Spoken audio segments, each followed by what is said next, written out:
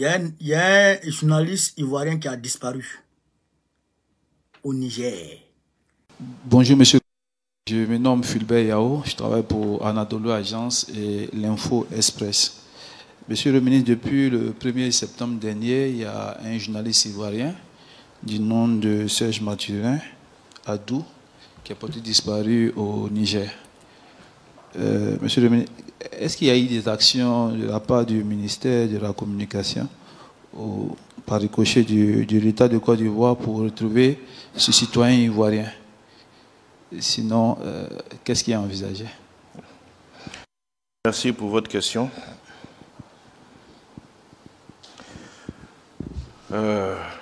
Personne n'a saisi le ministère de la Communication. Personne. C'est une affaire que nous avons découverte dans les médias. Nous sommes un pays organisé. Les journalistes ont une tutelle. Nous avons vu des organisations professionnelles donc s'exprimer dans les médias. Mais personne n'a saisi la tutelle. Ceci étant, la Côte d'Ivoire est soucieuse de tous ses citoyens. Ça ne nous a pas empêchés de nous autosaisir, parce qu'il s'agit d'un citoyen ivoirien, pour chercher à comprendre ce qui s'est passé. C'est ainsi que nous avons parlé avec le ministre délégué, donc au ministre des Affaires étrangères, de l'intégration africaine et des Ivoiriens de l'extérieur, qui est en relation avec notre consul au Niger. Le consul a pu apporter quelques informations. Déjà, il faut savoir, c'est que notre concitoyen est installé au Niger depuis une vingtaine d'années, où il travaille dans le domaine de la presse. Donc ça, c'est important à savoir. Deuxièmement, toujours, information rapportée par notre consul, il a reçu, je peux même mettre au conditionnel, il aurait reçu un appel de la police judiciaire l'invitant à répondre à une convocation. Information donnée à notre consul par son épouse. Elle n'a pas vu la convocation, elle a juste rapporté une communication que son mari donc, lui aurait dit.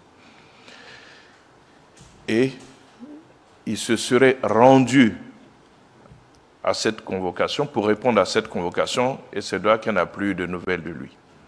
Notre consul a saisi des autorités judiciaires qui disent qu'elles n'ont pas d'informations et que, à leur connaissance, il n'a pas répondu à la convocation. Elles reconnaissent avoir adressé une convocation à laquelle il n'aurait pas répondu. Nous ne nous sommes pas arrêtés là.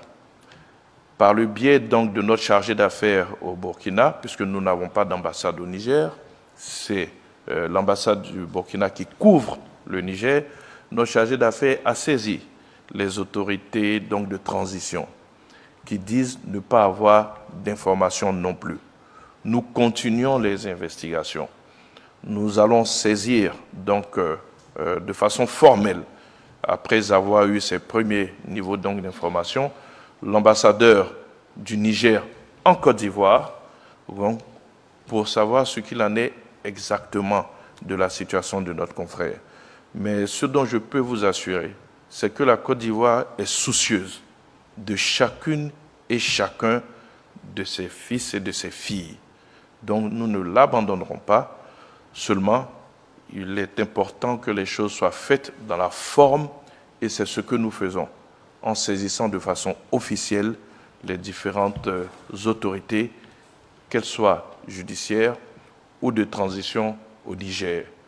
Le ministère des Affaires étrangères, de l'intégration africaine et des Ivoiriens de l'extérieur, par l'intermédiaire donc du ministre délégué, suit cette affaire-là de façon régulière et rien que ce matin, donc il m'a fait un point sur la question et hier, nous en avons encore parlé. Mais je précise, c'est une autosaisine parce que ce ministère est responsable des Ivoiriens de l'extérieur et parce que notre concitoyen est journaliste. Voilà pourquoi ces deux ministères se sont impliqués.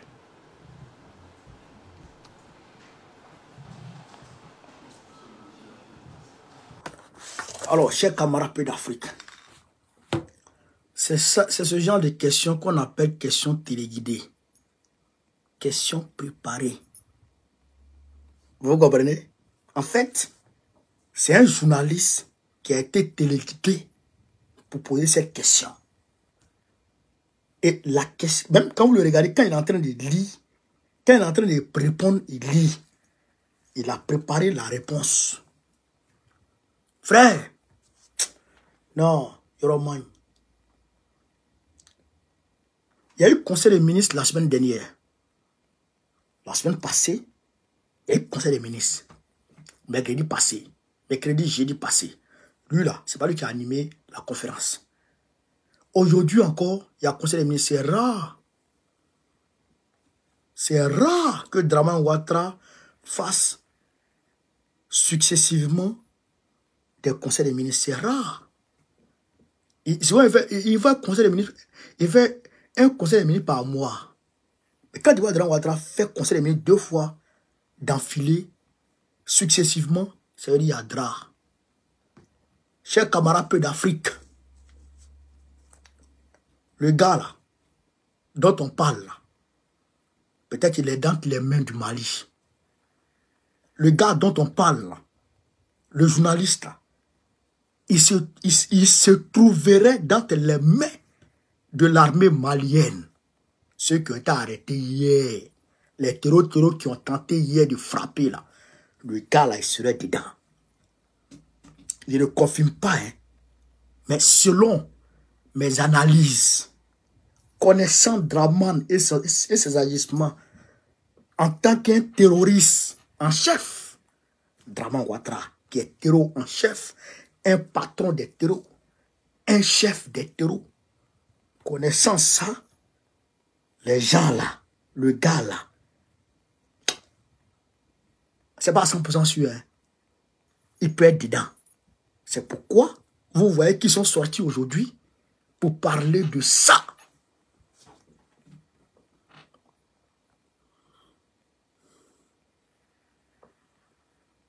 Ils disent depuis le 1er septembre. Mais pourquoi depuis le 1er septembre, au conseil des ministres passé, pourquoi vous n'en avez pas parlé? Pourquoi nous, on ne savait pas? Pourquoi c'est aujourd'hui, on sait? Oxymore soit sali, Emmanuel soit sali. Pourquoi c'est aujourd'hui, après l'attaque de Bamako, vous nous parlez de ça? Pourquoi? Pourquoi c'est maintenant, vous nous parlez de ça? Avec tous ces détails. Hein? Que le gars a... Et puis, il a dit quelque chose. Il dit, il est important de souligner que le gars, il est établi à Niamey depuis 20 ans. Il est journaliste à Niamey depuis 20 ans. Selon le gars. Selon le journaliste. Et selon le ministre. Mais pourquoi tu nous donnes cette information? Tu veux prouver quoi? C'est un journaliste, c'est un journaliste. Mais pourquoi tu précises, je dirais, le temps qu'il a passé au Niger? Pourquoi tu précises ça? Pourquoi? Non, il est trop d'aéré. Ça veut dire que le gars est en train de dire que ce n'est pas Ouattara qui l'a envoyé. C'est ce qu'il est en train de dire. Ce n'est pas nous qui l'avons envoyé. Il est là-bas depuis 20 ans. Mais s'il est là-bas depuis 20 ans, les terroristes maliens qui ont été arrêtés là, il y en a qui ont été tués. Ceux qui ont été tués à Bamako là, il y a certains qui ont carte d'identité nigérienne. Du Niger, du président Tchari. Ils ont carte d'identité du Niger sur eux. Ceux qui ont été arrêtés là, il y a des Nigériens derrière, les Burkinabés derrière, les Ivoiriens dedans. Ceux qui ont été arrêtés là, ceux que vous avez vus là, c'est comme ça là, il y a des Ivoiriens dedans. Il y a des Burkinabés dedans, il y a des Nigériens dedans. Il se peut que le gars soit dedans. Il se peut qu'il soit dedans. Parmi ceux-là. C'est pourquoi ils sortent pour venir faire ce communiqué pour contre-attaquer. Pour dire oui, que les autorités du Niger, écoutez très bien, les autorités du Niger disent, et puis il a mis au conditionnel. Il a mis au conditionnel. Pour que demain, s'il y a un démenti, il puisse trouver une porte de sortie. Mais toi, un ministre, un ministre. Mais pourquoi tu mets au conditionnel? Ministre de la communication. Si toi tu mets au conditionnel, nous autres qui sommes suspendus à tes lèvres, nous on va mettre à quoi? Au subjonctif, passé ou présent. Si toi tu mets au conditionnel, nous on met à quel temps? Ça veut dire que le gars, il est en train de chercher des échappatoires. Il dit que le gars a été convoqué. Le gars aurait été convoqué. Il aurait été convoqué par la justice nigérienne. Et que, contacté par l'ambassadeur de la Côte d'Ivoire au Burkina Faso, la justice nigérienne a dit que le gars n'a pas répondu à la convocation. Que le gars ne s'est pas présenté. Le gars ne se serait pas présenté. Vous comprenez ça? Vous comprenez ça? Hein? Qui ne s'est pas présenté? Maintenant, eux, en Côte d'Ivoire, ils vont convoquer l'ambassadeur du Niger en Côte d'Ivoire pour lui poser des questions parce que le gars, c'est un journaliste. Mais depuis quand Dramane Ouattara se préoccupe-t-il de la vie d'un citoyen ivoirien? À part les militaires, à part ce que lui-même il envoie. Depuis quand Dramane Ouattara se préoccupe autant pour des Ivoiriens? À Samaka, au Niger, même Niger, à Samaka, près de 100 Ivoiriens, 100 jeunes Ivoiriens avec la nationalité ivoirienne, Ivoiriens de père, de mère, de tête. Moi-même, j'ai parlé avec d'autres. Il y a des Koyaka dedans. On a parlé en Koyaka. C'est des jeunes Ivoiriens. Ils sont là, à Samaka. Ils crèchent la misère. Dramane Ouattara dit qu'il ne les reconnaît pas. Mais pourquoi il se préoccupe autant pour ces journalistes? Qu'est-ce qui se passe? Chers camarades, Dramane est un terreau. C'est ses amis terreau. Je ne dis pas à 100% que j'ai raison, hein. Mais c'est une analyse qui est pertinente au regard des agissements des dernières années, de ces dernières années de Dramane Ouattara. C'est un déstabilisateur par excellence. Un tueur à gage. Un coupeur de route. Un délinquant de grand chemin. Dramane Ouattara que vous voyez, un bandit de grand chemin.